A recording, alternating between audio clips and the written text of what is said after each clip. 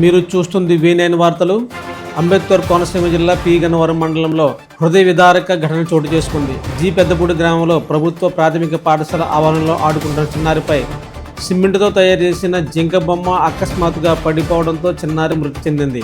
2వ తరగతి చదువుతున్న దివి జాహ్నవి పాఠశాల ఆవరణలోని ఇతర పిల్లలతో కలిసి ఆడుకుంటున్న అక్కడ ఏర్పాటు చేసిన సిమెంట్ జింక బొమ్మ అస్థిరంగా ఉండడంతో ఒక్కసారిగా ఆమెపై పడింది.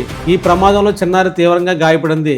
వెంటనే కుటుంబ సభ్యులు, గ్రామస్తులు ఆమెను ఆసుపత్రికి తరలించే ప్రయత్నం చేయగా మార్గం మధ్యలోనే చిన్నారి మృతి చెందినట్లు స్థానికులు తెలిపారు. మృతి చెందిన చిన్నారి మాచవరం చెందిన వరప్రసాద్, సుజాత దంపతుల కుమార్తె.